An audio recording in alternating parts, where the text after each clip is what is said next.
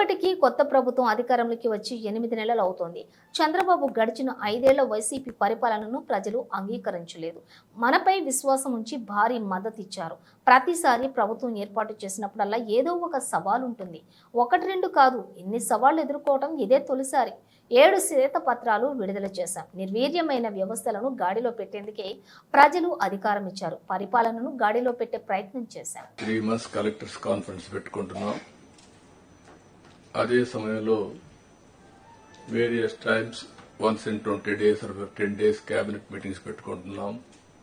Agenda విని చేస్తున్నాం, departments అన్ని రివ్యూ చేస్తున్నాం. అప్పుడప్పుడు కాంప్రహెన్సివ్ సమీక్షలు కూడా చేసుకుంటూ అందరం కూడా ఎఫెక్టివ్ గా ఒక కోహెసివ్ గా ముందుకు పోవడానికి ఇలాంటి కార్యక్రమాలు మనకు వస్తాయి. ఈ brain storming session, I can say it is a brainstorming session and reorienting ourselves. ఏం చేయబోతావు క్లారిటీ రావడానికి సమావేశం పెట్టుకున్నాం. 8 నెలలుగా ఎగ్జాక్ట్ గా నేను ఎవ్రీ అవర్ క్యాలిక్యులేట్ చేసుకుంటున్నాను. బై టుమారో 12వ తారీఖు నేను ప్రమాణ స్వీకారం చేసి 8 months అవుతుంది.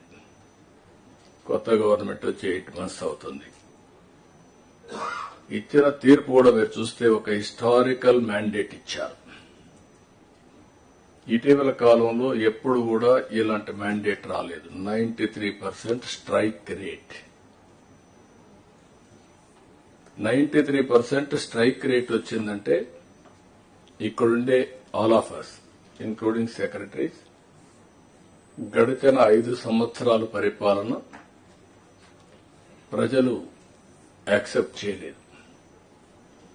అందుకనే టోటల్ గా రిజెక్ట్ చేసి మళ్లీ ఒక న్యూ హోప్స్ పెట్టుకొని ముందుకు వచ్చే పరిస్థితికి వచ్చారు. అయితే డిఫరెంట్ టైమ్స్ డిఫరెంట్ ఛాలెంజెస్ ఉన్నాయి, కానీ ఇన్ని ఛాలెంజెస్ ఎప్పుడూ రాలేదు. ఒక పక్కన మొరేల్ ఆఫ్ ది ఆఫీసర్స్, ఇంకో పక్క some of the departments are defunct, some of the programs are derailed. Government of India నుంచి మనం గుర్తుపెట్టుకోవాల్సింది ఎప్పుడు కూడా సెంటర్ స్టేట్ రెండు కూడా 3 గవర్నమెంట్లు ఉంటాయి. Local self government, state government, central government. Central government వాళ్ళ ప్రోగ్రామ్స్ వాళ్ళు కన్సీవ్ చేస్తారు. స్టేట్ గవర్నమెంట్ మన ప్రోగ్రామ్స్ చేస్తాం. సెంట్రల్ గవర్నమెంట్ ప్రోగ్రామ్స్ అనుసంధానం చేసుకుంటాం.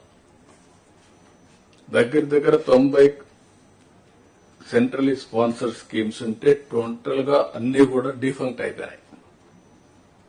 ఫండ్స్ డైవర్ట్ చేసే పరిస్థితికి వచ్చారు. వీటన్నింటిపైన మనం ఒక 7 వైట్ పేపర్స్ అన్ని పబ్లిసైజ్ చేశాం. పబ్లిక్ కూడా మనం గుర్తుపెట్టుకోవాల్సింది, ఒకసారి పనిష్ చేశాం, మీరు వచ్చారు, మొత్తం సరిచేస్తారనే ఉద్దేశంతో మీకు మ్యాండేట్ ఇచ్చామనే అభిప్రాయంతో ఉంటారు. అది ఉన్నప్పుడు మనం ఎక్స్ట్రా ఎఫర్ట్స్ పెట్టాల్సిన బాధ్యత మనందరిపైన ఉంది. అందుకే